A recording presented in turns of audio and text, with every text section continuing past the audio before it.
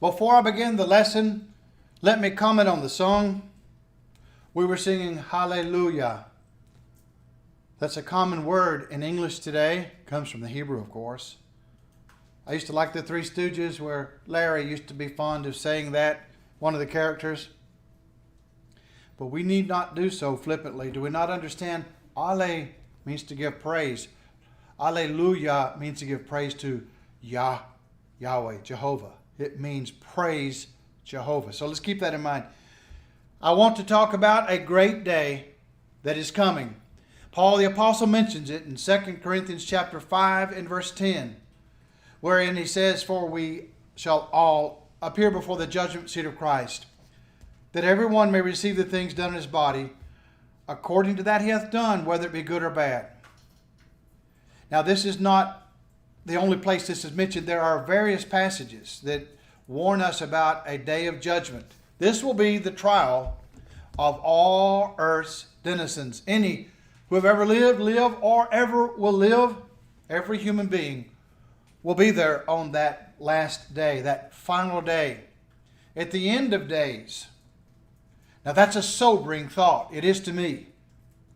And as I think about it, I realize that throughout history, there have been great acts of wickedness that will have to be addressed. They were not resolved in this life.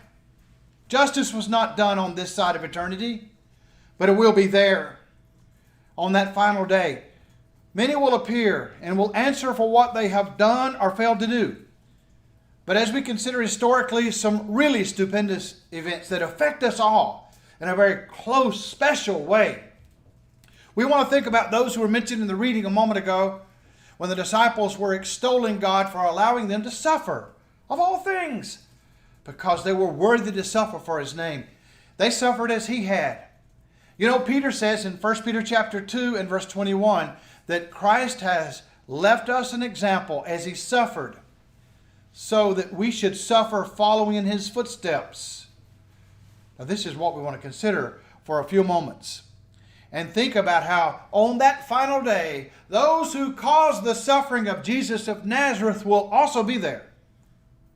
Now, they were involved in a major trial of all human history, the most important trial ever in the annals of history.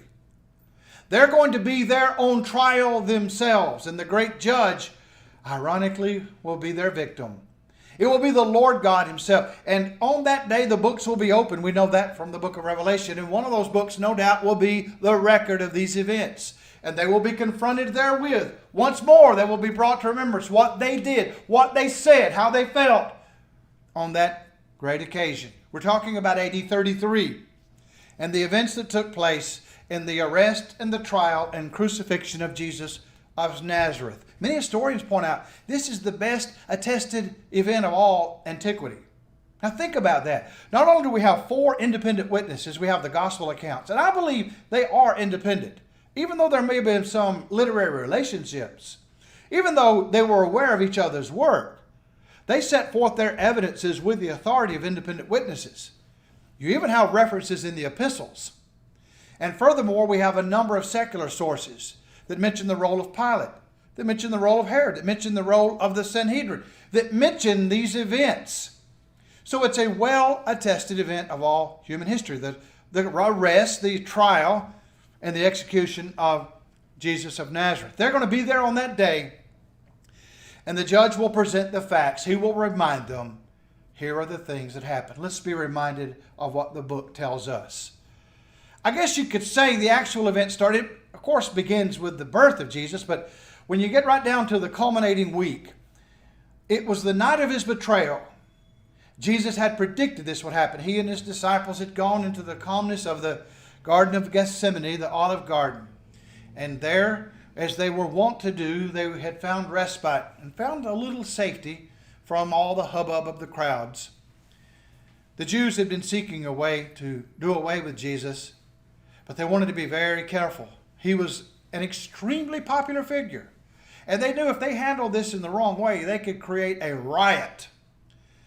Jesus had held huge rallies, really big ones, where there was major attendance from all around Galilee and Judea.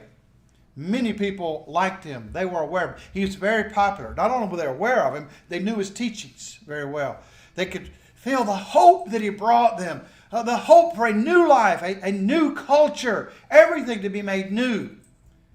So they had to find a way secretly to take him. And they arranged it with one of his own disciples, Judas, who betrayed him. So the mob comes, and many scholars point out this mob probably not only consisted of the temple police, and the Jews were allowed to have that, by the way, their own police force. Many have assumed it was just the temple police. There's good evidence that it involved a cohort or part of the Roman guard as well.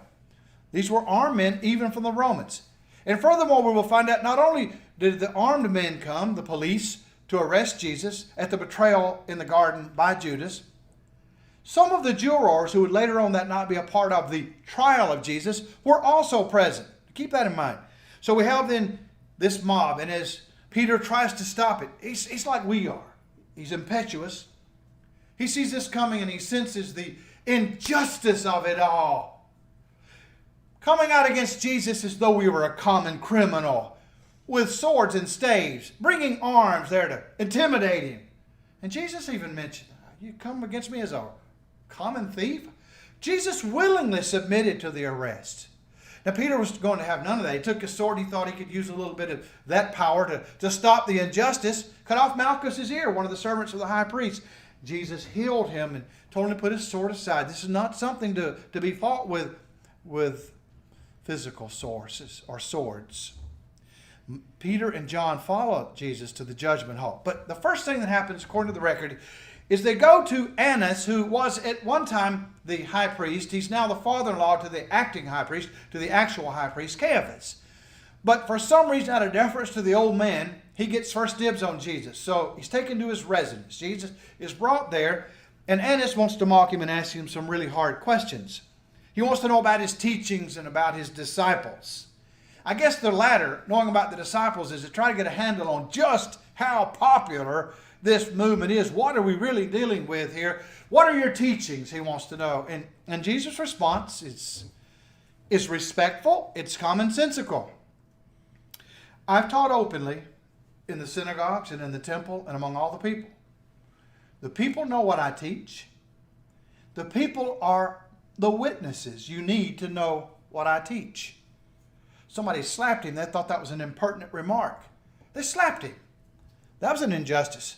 And Jesus wanted to know from the one who slapped him, did I do something wrong? If I did something wrong, if I said something wrong in that remark about me openly teaching, let me know what it is and bring forth the evidence. But of course, the implication is if I didn't do anything wrong, why did you hit me? Now, this is just kind of a foreshadowing of the abuse he's going to suffer all night and into the next day. Accusations needed to be made. So they then take him to Caiaphas. And here we have another part of what we could call the interrogation phase. It's sort of like today. Prior to the actual formal trial, the police often will put somebody in a back room and interrogate them hours on end to elicit information that can be used in the trial. So that's the purpose of this, evidently. We don't have any details about what goes on really among Caiaphas, but there are certain observations that have been made by historians who examine the record, who know about jurisprudence among the Jews of this era.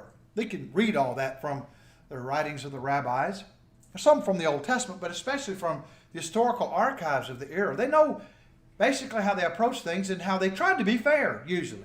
They tried to dispense justice, real justice. They tried to do that generally. But here we have some very unlawful proceedings. Everything that happens is highly irregular. I mentioned a while ago that when the police went after him, the Romans and the temple police, in the garden, some of the jurors, some of those who would hear his case were there present. Now that was contrary to the law. The jurors are not allowed to go out to accompany the arresting officers. The whole thing was done at night, contrary to the customs of the Jews. Things should be done in the daylight, obviously. Be done open and above board. Public records should be available, not hidden in the darkness. The verdict of guilty, which they would render quickly. In fact, they already had it made up. It was a formality. They were already going to do this because Caiaphas had already said earlier, it's needful that one die for the nation and not that the whole nation die. There had been riots, turmoil, and they worried about it. Somebody's got to take the blame. We won't. It'll be him. So he had already made up his mind somebody's going to die. There was a verdict of guilty, and it was rendered that same night. And that was illegal, contrary to the law. It should be done at least on the next day, according to Jewish law. Witnesses were brought in, and witnesses were bribed. I mean, they gave them money to tell lies so they could get the end result of what they were seeking, a conviction. The judge is supposed to administer justice, to hear both sides fairly, to allow there to be a defense. But in this case, the justice had already made up his mind, the judge himself. Of course, during this period of time, according to Matthew 26, verses 69 down to 75, a very lengthy reading, I'll just remind you of it. Jesus said this would happen. Peter denies him 3 times before the cock crew twice. Now that was the beginning of it all, in the eve of his betrayal. Then the day itself comes. The daylight finally dawns. And now they call together the Supreme Court of the Jews to sort of ratify what had already been agreed on in the night in the interrogation process, to give it some semblance of legality. But the whole thing is what has often been called a kangaroo court. Nicodemus and Joseph, who were disciples, friends of his, were not present. We know that. And then they begin to bribe more witnesses to give conflicting evidence. And of course, that's not going to prove anything. One witness contradicted the other. So which is right? You have to throw out the testimony. And in a final effort to get a conviction, because Caiaphas realized this is not going to work, he said, I adjure thee. That means I put you under oath. You must answer. And it was a legal obligation. Are you the Christ? Depending on which version you look at, I think it's Mark's, said, I am.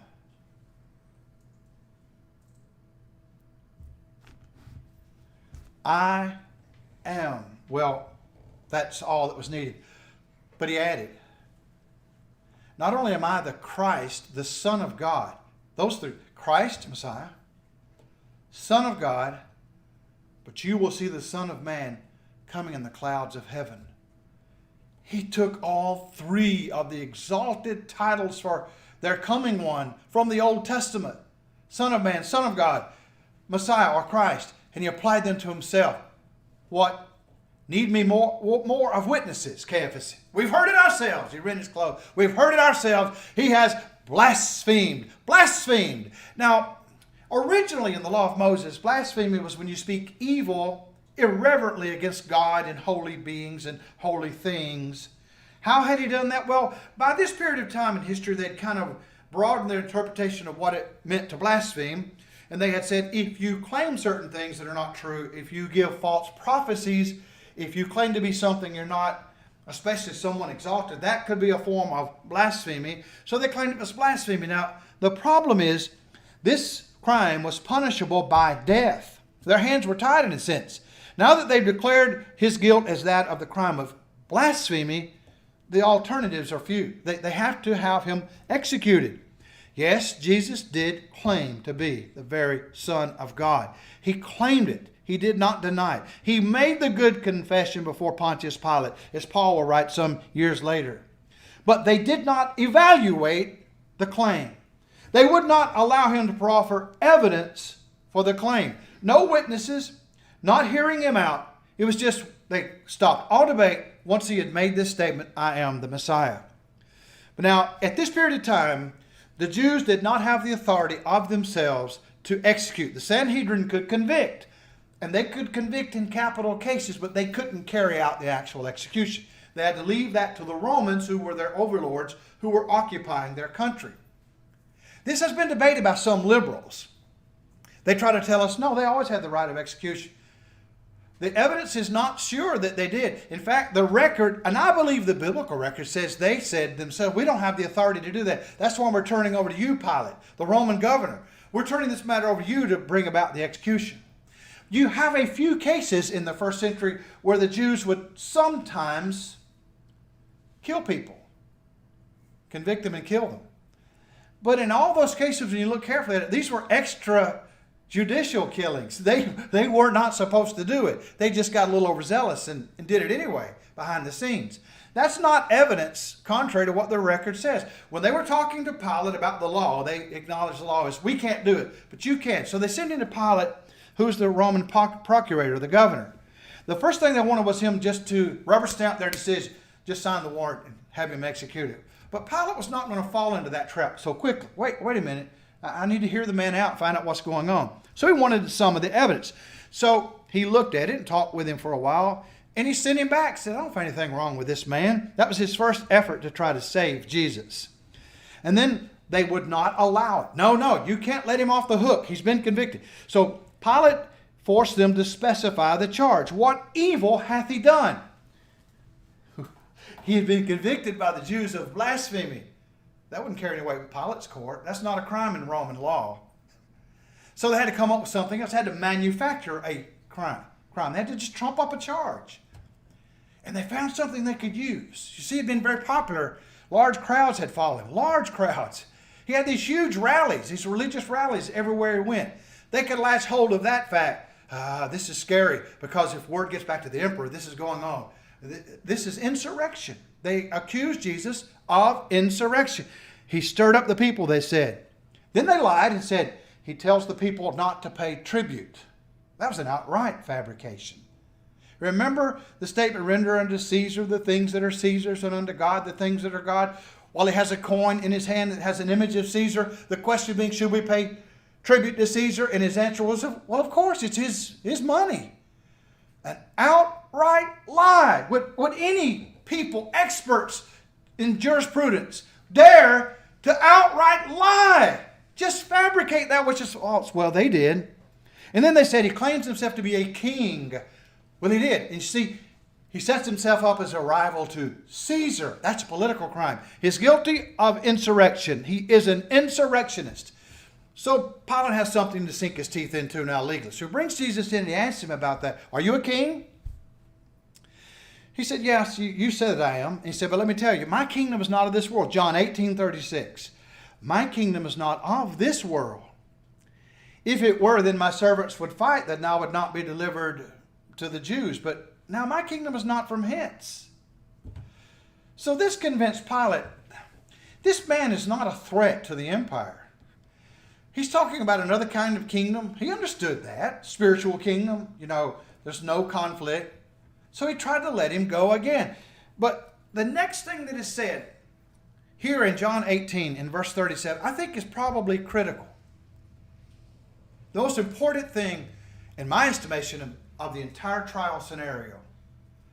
To this end was I born, and for this cause came I into the world, that I might bear witness unto the truth. He that is of the truth heareth me. That's what this is. It's the conflict between truth and lies. An ancient conflict humanity has had to grapple with from the beginning when our enemy came against us in the garden to tell the first lie. He is the father of lies. All lies emanate from the devil. And lies have continued ever since. They've always been a part of the human race. They're endemic to our nature, as it were, because we listen to our tempter, the devil. I came into the world to bear witness of the truth. If you tried to elaborate on and explain that little statement, the truth, you'd never have time in a session like this to really fully flesh it all out, because it involves a number of specifics. It begins with the very broadest question of all. Who am I? How did I get here? Well, I'm made in the image of God, the Creator. That's fundamental to the truth. Jesus was a part of the Godhead, part of that truth. What is truth? Pilate will ask. And again, here's that conflict. Here's a man brought up in the secular philosophical milieu of his day. And here when he hears Jesus say, I came into the world to bear witness of the truth. Everyone who hears the truth or is of the truth hears me. Now think about that implication, how exclusive it is. Pilate could only say in reply what he'd heard, what is truth? A wonderful question, really. We can fault him for asking it, but it is a legitimate question. And the answer is fleshed out through all the scriptures. If you just take the time, Pilate, to listen to my claims. Listen to the Jewish claims to begin. My own brethren, as they say, Moses told us about the creation. He told us about the call of Abraham, the beginning of the scheme of redemption. All the prophets bore witness to my coming one day, that the scepter would not depart from Judah, that there would always be this reign of Judah until Shiloh come. He's Shiloh. When Shiloh comes, then all the nations will be blessed, as has been promised to Abraham. He could go through all that. Pilate could begin to grasp it. The sin problem, the sin dilemma. I had to come for that. The sin problem. That's the truth. Well, could it not be found through the religions of the East? Could it not be found from the religions in Egypt? What about my own native religions in Italy? Could not those religions suffice? No. I came to bear witness of the truth. And, of course, Jesus himself would say on another occasion in John 4, salvation is of the Jews. It's just one line of truth, and it comes from the Mosaic tradition all the way down to Jesus. That's why it's so bad that his own brethren are distorting the truth. They're jumping on board with the devil's lie. They are a big part of the devil's lie. What is truth? But then he still couldn't find anything. Pilate could find nothing with which he can convict Jesus. So he went out and said, I find no guilt in this man. I find no guilt in him. And they were consternated that he was trying to let him go. And the Jews said, you're not a friend of Caesar's. Now that's a technical phrase. It's not just as we normally say, but it's like today. There are certain people who are friends of the president who was just ousted. There are friends of the president, and there are those who are not. Everybody else. You know what I'm saying. We follow the news enough. Well, that's the idea here. You're not a friend of Caesar's, and that's a precarious position to be in. We're going to get word back to him if you don't do what we're bidding. And Pilate could feel that threat, and he could feel that intimidation, because that could cause him some real trouble with Caesar, who was his boss. And then they said, he stirred up trouble, this man, from Galilee all the way down to Jerusalem. An idea. Galilee. Oh, he's from Galilee. That's right. That's my rival's territory, Herod the Tetrarch's territory. I'll send him to Herod. And in fact, Herod's right here in Jerusalem, right far away. I'm going to send him over there and get this man off my hands. So he sends him to Herod. Now, old Herod had been wanting to see Jesus for a long time. He wanted to see him perform a trick. He wanted to be entertained. Herod was not interested in this for any serious reason. Jesus said absolutely nothing. Nothing to say to somebody like that. Under these circumstances, nothing would suffice. You can't say anything to that unreasonable of a person. The Jews were there to accuse him. They mocked him. And then they clothed him in royal attire, playing on this theme of being the king of Israel. They put on him a purple robe and a crown of thorns. But after listening to all this, Herod got his amusement, his fun for the day. It's a big laugh. He sent him back to Pilate. I'm not going to deal with this. Sent him back to Pilate. Here he is again. But there's one thing that came out of that. They had been enemies. Political rivals at each other's throat until this day, and then they made common cause because they had a common enemy. This man who came into the world to bear witness to the truth. Well, here he is having to face it all over again. So he wants to know, can I not allow you to follow your custom of having at least one prisoner released to you at this time of the year, the Passover? Here's this Barabbas guy. He's an insurrectionist himself. Literally, he was a thief. But the word there conveys the idea of a revolutionary who we'd call him a terrorist today, freedom fighter, depends on your interpretation. Somebody that caused trouble for the Roman rule. He didn't want the Romans there, and he probably murdered and hurt others in the name of his politics. Now, this is the man up against sinless Jesus. Which would you rather I release? And they cry out for Barabbas. At this same period of time, Pilate's wife had come to him saying, I had a dream about this man, Jesus. He's an innocent man. Don't have anything to do with him. Don't condemn this man. Now that put a lot of weight on Pilate. They believed in that sort of superstitious stuff. So he thought there may be something to this. And then he asked this question in Matthew 26 and verse 22. What then shall I do with Jesus who is called the Christ? You want Barabbas? What shall I do with Jesus? And then if we're imagining the judgment scene, the final day of all days, And these people on trial, Herod, Pilate, the Roman authorities, the Sanhedrin, if we imagine them all there to answer for this, and when the great master reads it all out of the books that were open, and he reads this passage, what then shall I do with Jesus, who's called the Christ? You can hear the echo. It reverberates through that vast chamber, that vast judgment hall. But that's the question that has reverberated down through the ages. And it comes to every one of us. What then shall we do with Jesus, who is called the Christ? And I'm sure on that judgment day, when that question is read and asked again, they're going to be wondering to themselves, what was it I could have done? What was it I should have done? And we will be asking that question. There have been 1,000 times Jesus was put on trial in my life. How did I answer? Was I on his side? Did I deny him? We're going to stand there in that same hall one day. All of us will appear before the judgment seat of Christ. Romans 14:12. Every one of us will give an account. We will stand there, and like these people, we will answer for how we answered this question. What then do you do with Jesus called the Christ? And of course, their answer is, let him be crucified. Let him be crucified. But Pilate wanted to substitute. No, let me just beat him with a whip. So he scourged him. Won't that work? I've punished him enough, right? No, that's not enough. Let him be crucified. And then he sees how pitiful he looks. Here he is, this pathetic figure who's been beaten. They have this purple robe on him in mockery and a crown of thorns, a painful crown, a shameful thing to make fun of him. Behold the man, Pilate says. In other words, don't you have any compassion? Look at this victim you created. Let him be crucified. Bloodlust. Let him be crucified.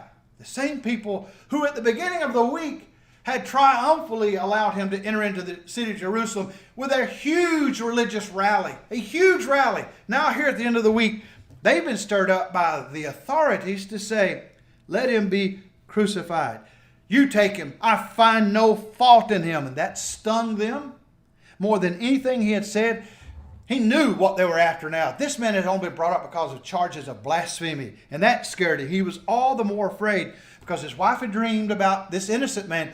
Now they're saying, well, he claims to be the Son of God. That's the first time that came up. And that really disturbed Pilate when he heard there might be some truth to that. So he signs the warrant, washing his hands of the whole matter, thinking he can just be absolved of all responsibility, and sending him off to the Jews and allowing his Roman cohort to have him crucified. Of course, we know on the way, it's very likely Jesus stumbled. The record doesn't say so, but that's the implication because Simon of Cyrene was compelled to bear his cross. And we won't go into any more details about the crucifixion this morning. But we have to answer one question. Who in this scenario am I? Who represents me? Now, am I like these Jewish authorities who stir up the people to say, let him be crucified, who present this kangaroo court as though it were legal because the outcome is already predetermined? These Jews were not interested in justice, not on this occasion. No justice. Well, what is justice? In Romans chapter 13, verses 1 to 8, the Apostle Paul gives us a definition. A just government, like they were supposed to be, is a government that rewards the good and punishes the evil. Okay, that's a simple, basic definition. You reward those who do good, punish those who do evil. That's good government. That's your job. That's it. On this occasion, they punished the man who came in the world to bear witness to the truth. They punished the most righteous who has ever lived. The purest of all. They punished him, and then they rewarded the evil. They had Barabbas released. This was because of outright hate. It was because of envy. Pilate knew that. He was a shrewd politician. You could see that in them. For envy, they had delivered him. Envy. Look at all these crowds he drew. Look at the huge rallies he had had. They'd never been popular like that. They weren't household words, their names. Caiaphas. It's Caiaphas, Caiaphas all the time. They didn't say Caiaphas 2024 and have booths on the side of the road selling flags and banners. That's just not what was happening. But Jesus, everybody's talking about Jesus. They weren't interested in justice. They sought a political outcome, not a just outcome to their interrogation and trial. They resented him. They formed unholy alliances with one another. Remember the Sadducees, the liberals, the Pharisees, the conservatives of their time? Two different parties, political parties, religious parties as well. How they were so different, but on this occasion, they came together. They had one common foe, Jesus of Nazareth. They fabricated evidence. They made it up out of whole cloth, or distorted what he did say. Destroy this temple in 3 days, I will raise it up. He did say that. What did he mean? He referred to the temple of his body. In other words, you kill my body, which they were about to do, in 3 days it will be raised up. My body will be resurrected. But that's the temple he had in mind. So they distorted. He's claiming he has the power to tear down this literal temple. This is our national symbol. He's going to tear down this temple in 3 days, build it up. Impossible. So they mocked him again. And that was a false charge. It was one they used for the blasphemy charge to try to stick. They were offended in Jesus. And this is the point I just cannot get across as I wish. I wish to get this across. They were offended by Jesus' purity. He was untouchable, uncorruptible. They knew about corruption. Bribes were a thing of the day, easy to, they were all bought off, paid for. They were all entangled in all their political machinations. They were corrupt to the hill. Even the religious establishment, completely corrupt. They were in total power, didn't want any rivals. No upstarts coming along trying to in any way cut into their authority. He was pure. As Chris has pointed out in the past, he was a restorationist. Jesus wanted to restore it. He wanted to drain that swamp of that area. He wanted to drain it. And this created a great backlash on their part against him. The Jews then were very much offended in Jesus. Am I one of them? And let's not be too hard on the Jews, because every one of us was involved in that. And we were all a part of it. Everybody. The Romans were involved in the Gentiles. So it's not just a Jewish thing. Jews and Gentiles are involved in the same. Am I Peter, that weak disciple who denied him? There was a threat on his own security and life. You were with this man. He could see the handwriting on the wall. Jesus is going to be crucified. So he tried to save himself. No, he said. And he denied, he even cursed, saying, I don't know him, 3 times. And then he realized what he had done. Am I like Peter, where I've denied my Lord under temptation? Am I Pilate? Am I vacillating, hand-wringing, cowering under the pressure of the crowd, always wanting to please the crowd? Am I willing to squelch any vestige of conscience just for a political gain? But I want to stay in power. I want to be popular, so I'll do what it takes. I'll say whatever it takes. The pull of politics is often 180 degrees in the opposite direction from that of truth, from that of justice. Am I Herod, that old cunning fox, that lecherous, adulterous, cruel leader? He was abusive. He just wanted to get his fun out of the day and send Jesus back. No interest in justice. Am I like that? I'm just here to enjoy life and have a good time, friends. Just have a good time. Is that why I'm here? Or am I more like the Roman soldiers? I'm just willing to follow orders. Whatever they tell me to do, I'm going to do it even if it's contrary to goodness and truth. Or am I Simon of Cyrene? Am I willing to take up his cross and bear his cross? To bear the shame, to bear the torture and persecution perhaps, to bear the allegiance required and demanded by that cross, to bear the restraints that are placed upon me and my appetites so that I too will be pure and one who is of the truth. Who am I in all of this? And we close by asking again, what shall we do with the Jesus who's called the Christ? What shall we do with him? Everybody has to make a decision. There's no way you can be neutral. I won't do anything. No, you will. Everybody does. Everybody makes a decision one way or the other. And a decision not to decide is itself a decision against him. It's just that simple. He that is not with me is against me. There is no other way. There's no neutrality. Where are you? Where am I? This morning, if you need to obey King Jesus and be of the truth and take a stand with the people of God for the truth and for purity and justice and righteousness and goodness and holiness, obey the gospel this morning, being baptized for the remission of sins. If you've done that, but there's something wrong in your life that needs to be corrected, let us know about it. Right now, while together we stand and sing.